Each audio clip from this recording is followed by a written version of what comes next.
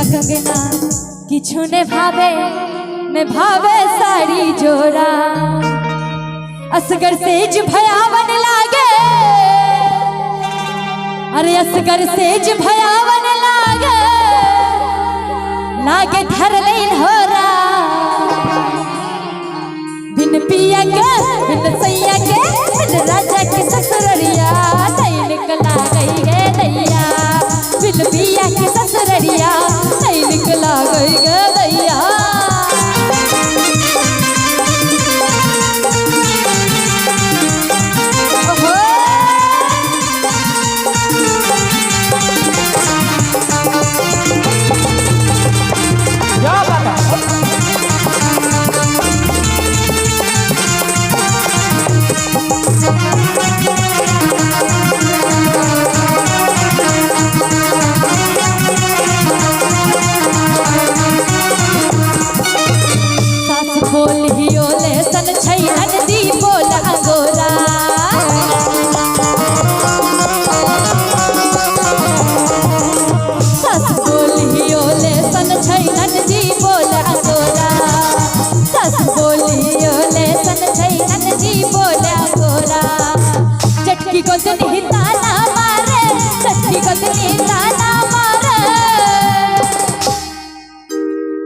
कह दिया है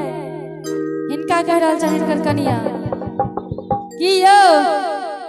सासुक बोली ओले सन छै ननदी बोले अंगोरा आहा कह रहा छी जठकी गोदनी ताना मारे अरे पिया बिसर लौ तोरा अरे जठकी गोदनी ताना मारे पिया बिसर लौ तोरा बिन पिया के बिन सैया के बिन राजा के ससुररिया नहीं निकला गई हे दैया बिन पिया के ससुररिया नहीं निकला गई हे दैया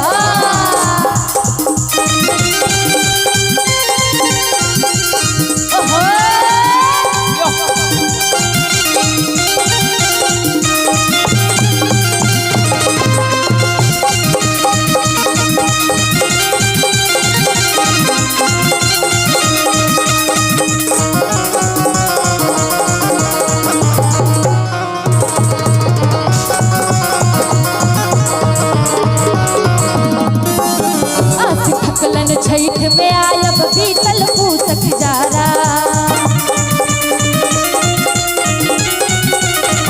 आस ठकलन छैठ में आयब बीतल पूसक जारा आस ठकलन छैठ में आयब बीतल पूसक जारा कौके कोयली चढ़ते फागुन कौके कोयली चढ़ते फागुन आस ठकलन छैठ में आयब बीतल पूसक जारा अरे कुह के कोयली चढ़ते फागुन